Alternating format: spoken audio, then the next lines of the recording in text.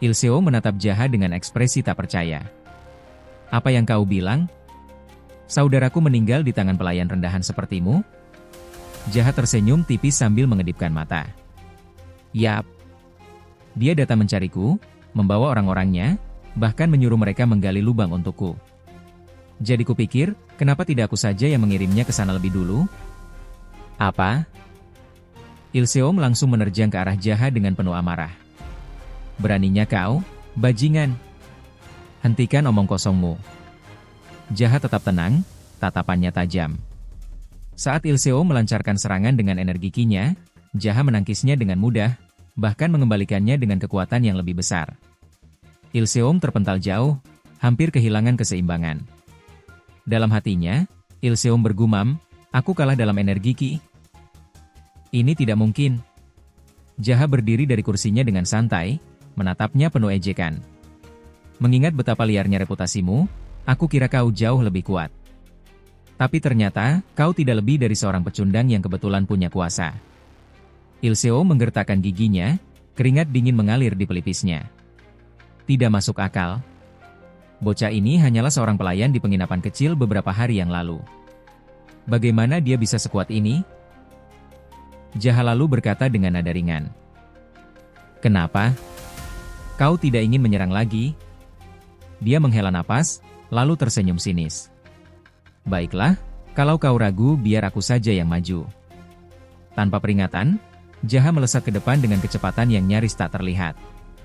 Ilseom, yang masih berusaha memahami situasi, buru-buru memasang kuda-kuda untuk bertahan.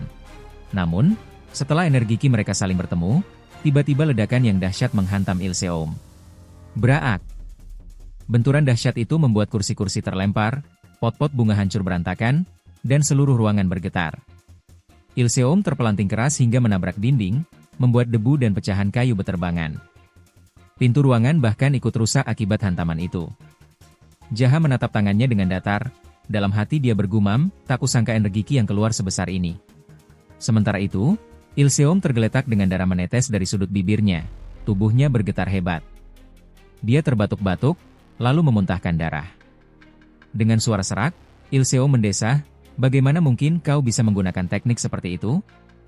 Jaha tidak menjawab. Ia berjalan mendekat, lalu tanpa peringatan mencengkeram leher Ilseom, mengangkatnya ke atas dengan satu tangan.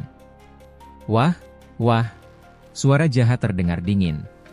Jadi menurutmu, hanya bajingan sepertimu yang boleh belajar seni bela diri? Sementara pelayan rendahan sepertiku harus tetap lemah? Tangan Jaha mencekram leher Ilseom lebih kuat, sehingga dia mulai kesulitan bernapas. Aku sudah melihat apa yang kau lakukan. Kau melakukan jual beli manusia, dan membunuh orang-orang desa tanpa alasan. Tapi pada akhirnya, kau tidak lebih dari seekor anjing yang menggonggong tanpa taring. Ilseom berusaha meronta. Napasnya tersengal. Tatapan Jaha begitu tajam hingga membuatnya benar-benar ketakutan. Tunggu sebentar. Ilseom mencoba berbicara. Namun, sebelum kalimatnya selesai, brak, Jaha membantingnya ke lantai dengan kekuatan luar biasa.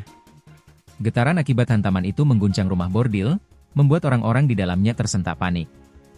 Ada apa itu? Gempa? Beberapa orang berseru. Para pengawal segera bergegas menuju ruangan. Begitu mereka sampai, mereka membelalakan mata melihat pemandangan di depan mereka. Ilseom tergeletak di lantai, tubuhnya tak bergerak, sementara Jaha duduk di sampingnya, masih mencengkeram lehernya erat-erat. Sunyi. Dan perlahan, nafas Ilseom berhenti sepenuhnya. Wajah Ilseom membiru, mulutnya dipenuhi darah yang mengalir deras. Para prajurit di luar ruangan panik dan berteriak. Tuanku! Tuan kita telah diserang. Jaha menghela napas panjang, tatapannya tajam dan penuh rasa muak. Bajingan-bajingan ini benar-benar berisik. Apa gunanya kalian jika baru muncul setelah tuan kalian mati? Dia melangkah ke depan dengan santai, auranya begitu mencekam hingga para prajurit tak berani bergerak. Dengar baik-baik. Suaranya dingin, menusuk seperti bilah pedang. Pemimpin klan Black Rabbit telah berubah pikiran. Pembentukan sekte di prefektur Iliang ditunda. Zhou bersaudara? Mereka hanyalah contoh. Jika ada yang berani menuntut hal yang sama lagi, nasib kalian tidak akan berbeda dengan mereka. Keheningan mendominasi ruangan. Para prajurit gemetar, saling bertukar pandang tanpa berani menjawab. Jaha melanjutkan dengan nada santai, "Kalau manusia hina seperti kalian masih ingin hidup, minggir." Tanpa berpikir panjang, mereka segera berbaris di sisi ruangan, membuka jalan untuknya. Jaha berjalan melewati mereka dengan tenang, seolah-olah semua ini bukan hal besar. Namun, saat dia hampir sampai di tangga, suara seseorang terdengar dari belakang. "Tunggu, bukankah dia pelayan dari penginapan Jaha?" Suasana yang tadi hening mendadak berubah tegang. "Apa katamu?" tanya salah satu prajurit dengan nada penuh amarah. "Aku yakin. Meskipun pakaiannya berbeda, aku sering melihatnya." Bisik-bisik mulai menyebar, wajah para pengawal mengeras. Amarah mereka memuncak, dan beberapa mulai menggertakkan gigi. Jaha berhenti melangkah, lalu perlahan menoleh ke belakang. Senyum tipis terukir di wajahnya. "Iya, aku memang si pelayan itu." "Memangnya kenapa?" Para pengawal menatapnya dengan kebencian. Salah satu dari mereka berteriak, "Beraninya kau membunuh Tuan Ilseom? Apa alasanmu?" Jaha mengangkat alis dan tertawa kecil. "Alasan?" Tatapannya dingin saat ia melanjutkan, "Sejak kapan Ilseom butuh alasan setiap kali dia membunuh orang?" Hening. Tak ada yang bisa membantah kata-katanya. Tanpa berkata lebih banyak, Jaha berbalik dan meninggalkan tempat itu dengan santai. Setibanya di penginapan, Sung Tae yang sedang berdiri di pintu segera menyadarinya dan berkata, Aku pikir kau pergi untuk membunuh Jo Ilseom. Kenapa kau kembali begitu cepat?" Jaha menatapnya sekilas dan menjawab dengan enteng, "Dia sudah berada di neraka. Bahkan babi pun akan ke alam baka ketika mati." Sung Tae terbelalak. "Jangan bercanda. Itu tidak mungkin." "Kalau tak percaya, periksa sendiri," potong Jaha santai.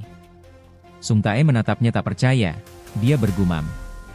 Belum lama sejak dia pergi, tapi bagaimana dia bisa kembali tanpa luka, tanpa kotor, bahkan setelah membunuh Ilseom? Bagaimana keparat ini bisa jadi sekuat ini dalam waktu singkat? Jaha menguap malas. "Kalau kau pergi, pastikan untuk membersihkan sisa makanan setelah selesai makan. Oh, dan sekalian bersihkan penginapannya juga." Sung Tae hanya bisa menatapnya dalam diam. Sung Tae mendengus kesal setelah mendengar perintah Jaha. Dalam hati, ia menggerutu. Berani-beraninya bajingan itu menyuruh seorang Cha Sung Tae untuk bersih-bersih? Sialan. Di mana dia menyimpan sapunya? Keesokan paginya. Di dalam kamar, Jaha duduk bersila di atas kasurnya, bersiap untuk melakukan kultivasi.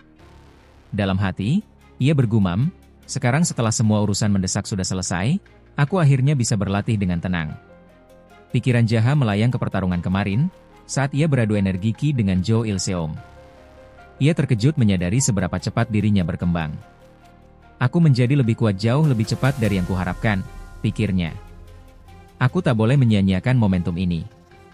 Dengan tekad kuat, Jaha mulai melatih energi Ki-nya melalui kultivasi. Waktu berlalu tanpa terasa, sore berubah menjadi malam, lalu pagi, hingga akhirnya siang menjelang. Di pusat kota prefektur Iliang. Sementara itu, orang-orang yang sedang berjalan di tengah kota, berbisik menanyakan sebuah desas-desus yang beredar. "Kudengar Ilseom sudah mati," bisik seseorang. "Benarkah?" sahut yang lain, terkejut. "Iya, aku juga mendengar kalau Jaha membunuhnya beberapa hari lalu." "Itu tidak mungkin. Jaha itu cuma pelayan, bagaimana bisa dia membunuh Ilseom?" "Aku juga belum melihat Jaha selama beberapa hari. Mungkin saja mereka berdua sudah mati." Mendengar itu, Sung Tae tersenyum puas. Ia lalu berjalan lurus ke depan menuju penginapan Jaha. Di penginapan Jaha, Jaha baru saja menyelesaikan latihannya. Ia tersenyum dan mengepalkan tangannya. "Akhirnya, aku telah menguasai tahap pertama dari teknikku, The Wooden Fowl. Sekarang, aku bisa melangkah ke tahap kedua, The Fiery Fowl." Meskipun ia melakukan metode yang sama seperti di kehidupan sebelumnya, kali ini kecepatannya dalam latih energi Ki benar-benar luar biasa. "Aku pasti bisa menjadi lebih kuat dari sebelumnya," gumamnya penuh semangat. Namun, saat ia menatap sekeliling, ia menyadari sesuatu. Kamarnya berantakan dan udara di dalam ruangan terasa begitu pengap. Aroma busuk menyeruak di seluruh penjuru kamar. Ia pun menyadari bahwa bau tersebut berasal dari tubuhnya. Ini pasti karena semua kotoran yang mengalir keluar dari tubuhku saat memasuki tahap kedua, The Fiery Foul. Baunya benar-benar mengerikan. Namun, ia tersenyum puas. Tapi ini adalah tanda pencapaianku. Itu berarti tubuhku sekarang jauh lebih murni dari sebelumnya. Astaga, bau apa ini? Sung Tae berteriak di depan pintu penginapan, menutup hidungnya sambil melotot. Baunya seperti bangkai busuk. Apa yang terjadi di sini? Jaha keluar dengan santai. Oh, kau datang? Namun, Sung Tae malah mundur selangkah sambil melambaikan tangan di depan hidungnya. Anda bau sekali, serunya. Jangan bilang. Anda berak di dalam kamar? Jaha melotot tajam. Apa katamu? Sung Tae yang melihat tatapan itu langsung berbalik dan berlari terkentut-kentut menjauh. Sial. Kalau mau berak, pergilah keluar. Ini baunya seperti Anda melakukan berak berkali-kali. Jaha mengepalkan tinjunya, urat di dahinya mulai muncul. Bajingan ini? Namun, sebelum ia sempat bereaksi, Sung Tae tersandung dan jatuh. Aku tidak tahan lagi. Gumamnya dengan wajah pucat. Dan begitu ia membuka mulut. Blarg. Sung Tae muntah sejadi-jadinya di depan penginapan Jaha. Jaha menatapnya dengan ekspresi kesal. Bajingan, kenapa kau muntah di sana?